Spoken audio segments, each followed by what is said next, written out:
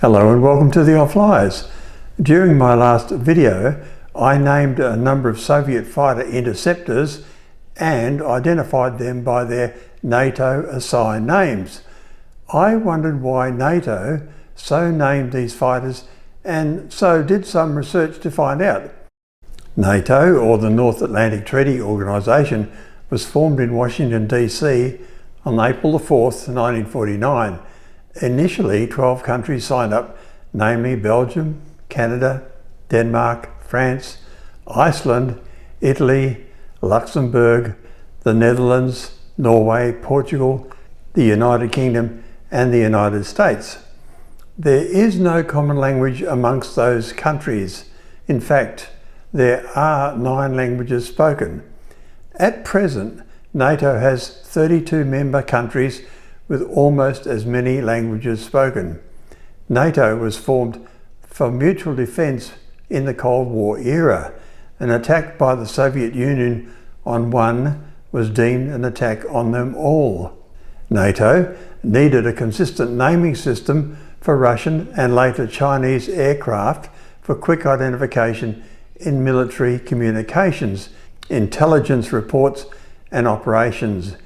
English words were chosen, I suppose, in deference to NATO's major member, America, and following the International Convention in Aviation. The International Civil Aviation Organization had adopted English as the common language in 1951. Previously, since 1919, French had been the common aviation language. I bet they weren't too thrilled about that. You can learn more about that in our video Aviation English. NATO's naming practice began during the Cold War for several key reasons. 1. Standardization and clarity.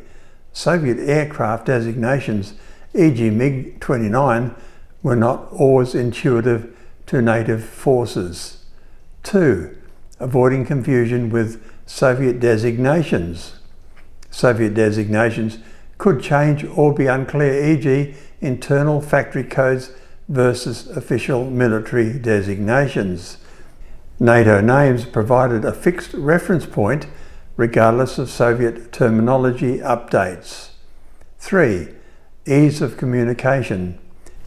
English names were chosen because English was and remains the common operational language of NATO.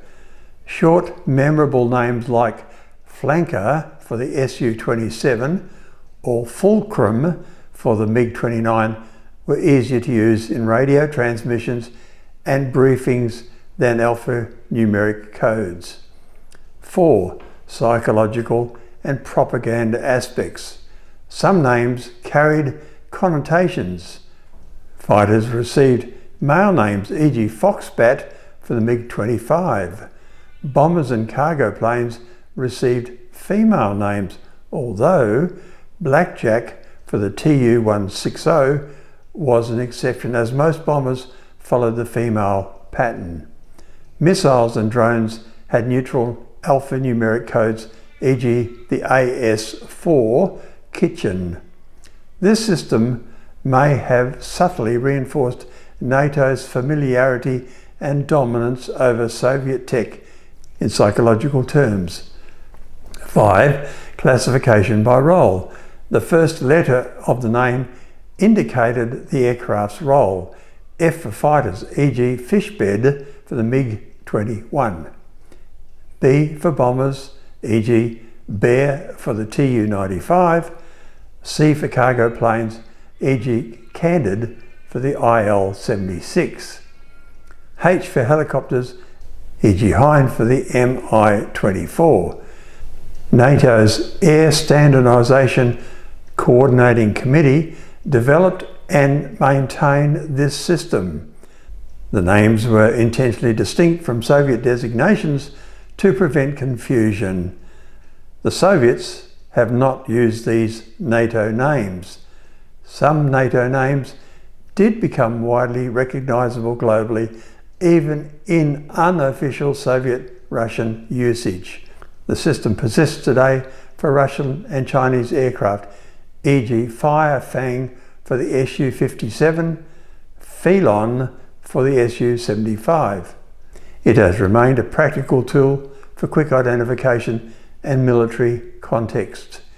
Here's a comprehensive list of NATO reporting names for Russian and former Soviet and Chinese military aircraft categorized by type. The names are assigned based on the aircraft's role, with the first letter indicating the function, e.g. F for fighter, B for bomber. Here is a list of these aircraft and a closer look at a few famous or infamous examples. Russian Soviet fighters, the F-series. Russian Soviet bombers, B-series. Russian Soviet transport and cargo planes, C-series. Russian Soviet helicopters, H-series.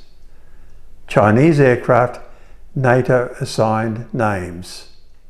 Since China operates many Soviet-derived aircraft, some names overlap.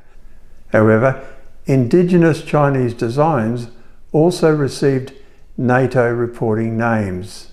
The J-82 was designed and developed in the 1970s as an upgrade to the J-8, which was based on a scaled-up design of the Soviet MiG-21. The J-82 was intended to address the shortcomings of the J-8, such as its limited range and poor maneuverability.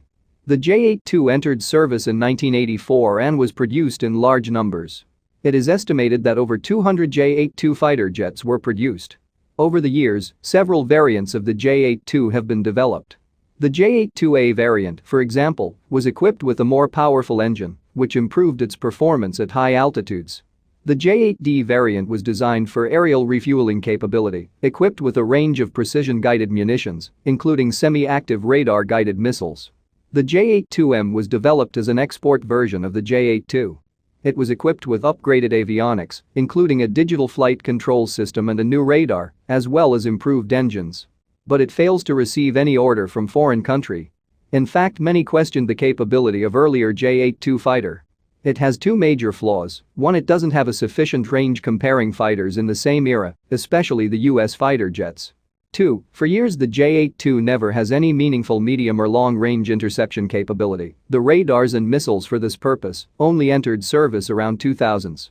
When these equipment and weapons final came, the J-10 and J-11 fighters already reached mass production stage, making the J-82 a not-so-useful fighter for decades.